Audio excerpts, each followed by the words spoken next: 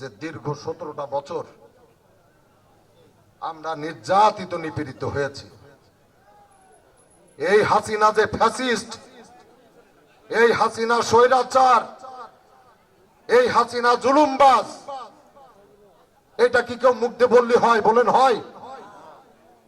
তাহলে কি দিয়ে প্রমাণিত হয়?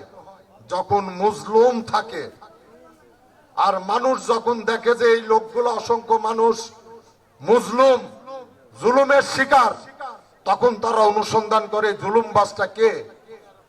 যখন চিহ্নিত করতে পারে তখনই মানুষ বোঝে যে এটা হচ্ছে ফ্যাসিবাদ, এটা হচ্ছে জুলুমবাজ। তা আমরা কি মজলুম ছিলাম না? আমরা অত্যাচারিত হয়নি? আমরা অত্যাচারিত হয়েছি, মজলুম ছিলাম বলাই তো এদেশের 18 কোটি মানুষ, সারা বিশ্বের মানুষ হাসিনাকে ফ্যাসিস্ট হিসাবে চিহ্নিত করেছে। কিন্তু এখন অনেক সময় জাতীয় রাজনীতির নানান মেরুকরণ হচ্ছে।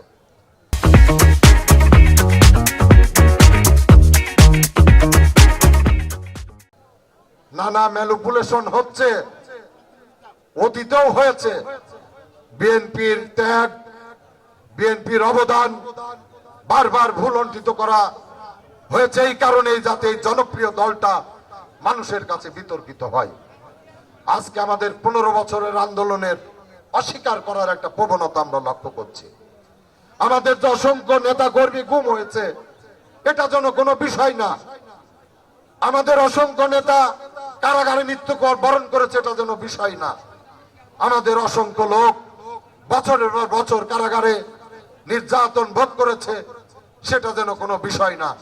ভাবটা এমন, এই প্রজন্মের কতিপয় ছেলে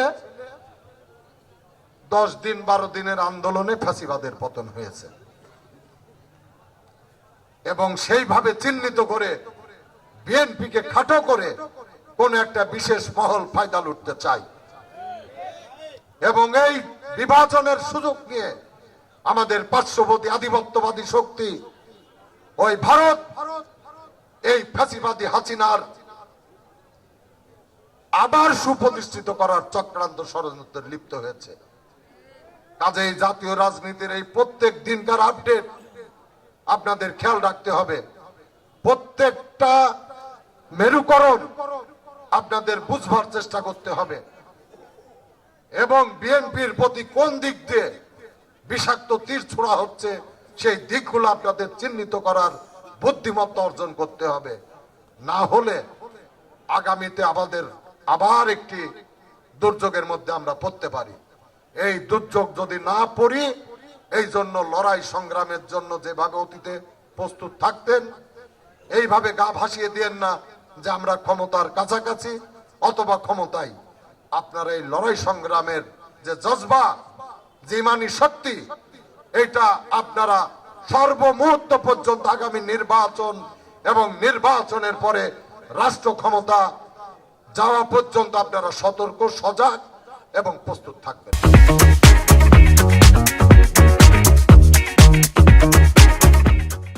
এই বিএনপিকে যদি আমরা সম্পূর্ণভাবে একটি নিষ্কলুষভাবে ভালো ইমেজের কমিটি গঠন করতে চাই, তাহলে সবাইকে এই দায়িত্ব নিতে হবে। শুধু একা দায়িত্ব আমাদেরকে দিলে হবে না, দায়িত্ব আপনাদের বেশি। আপনারা যে কমিটি করবেন সেই কমিটি হবে স্থায়ী, সেই কমিটি হবে পার্মানেন্ট, সেই কমিটি ভবিষ্যতে আপনাদেরকে নেতৃত্ব দেবে। আরেকটা দিকে আমি দৃষ্টি দিতে চাই। আপনারা জানেন ইতিমধ্যে যারা এমপি হওয়ার দৌড়ে আছেন, অর্থাৎ নমিনেশন পলিটিক্স করছেন, তারা বিভিন্নভাবে বিভিন্ন কমিটিতে তারা ইনফ্লুয়েন্স করতে চান।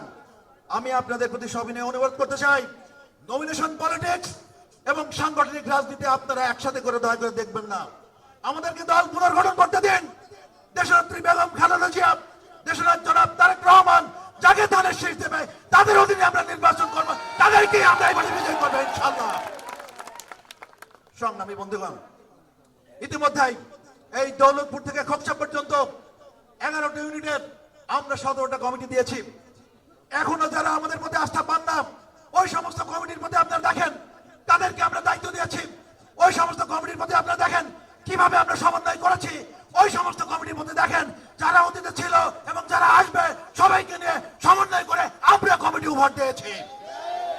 তারপরেও অনেকেই হয়তো সমালোচনা করছেন। যারা সমালোচনা করছেন আমি তাদের প্রতি আহ্বান করতে চাই, আপনারা মনে মনে একটা কমিটি সাজান, সাজায় আপনারা দেখেন, এরপরে আপনারা প্রকাশ করেন, তারপর দেখেন সমালোচনা হয় কি না হয়। আমরা মানুষ, আমরা ফেরেশতা না, আমরা আল্লাহর নবীও না। আমাদের ভুল হতে পারে, কিন্তু আমাদের চেষ্টা প্রচেষ্টার মধ্যে কোনো ফাঁকিবাজি নেই, কোনো ফাঁক নেই, কোনো ভিন্ন উদ্দেশ্য নেই, কোনো খারাপ উদ্দেশ্য নেই, সম্পূর্ণ ভালো উদ্দেশ্য নিয়ে আমরা চেষ্টা করে যাচ্ছি। সংগ্রামী বন্ধুগণ, পরিশেষে আমি বলতে চাই, খুব বেশি দিন বাকি নেই, হয়তো এই 25-এর মধ্যে নির্বাচন হবে। এই নির্বাচনে যদি আপনারা বাংলাদেশ জাতীয়তাবাদী দলের প্রার্থীদেরকে বিজয় দেখতে চান, তাহলে যারা ভালো ইমেজের লোক, যারা সুষ্ঠু রাজনীতি করে, সমাজে যাদের ভালো প্রভাব আছে, যারা নিষ্কলুষ মানুষ, তাদেরকে এই দলে আনতে হবে। এবং তারা যদি না আসে, তাহলে সামনের যে নির্বাচন আছে সেই নির্বাচনে কিন্তু আমাদের ভালো করার কোনো গ্যারান্টি, কোনো লক্ষণ বা কোনো শুভ সংবাদ আপনারা পাবেন না। তাই আমি বলতে চাই, দায়িত্ব আমাদের, দায়িত্ব আপনাদের। সকলে মিলে এই দলকে আমরা সঠিকভাবে পুনর্গঠন করে, ভালো লোককে নির্বাচন করে এই দলকে আমরা পুনর্গঠন করব এবং এর মাধ্যমে সামনের দিনে দেশনায়ক তারেক রহমান, দেশনেত্রী বেগম খালেদা জিয়া যাকে ধানের শীষ দিবে, তার নেতৃত্বে আমরা নির্বাচন করে আমরা জাতীয় দলকে বিজয় করে এই দেশে বাংলাদেশ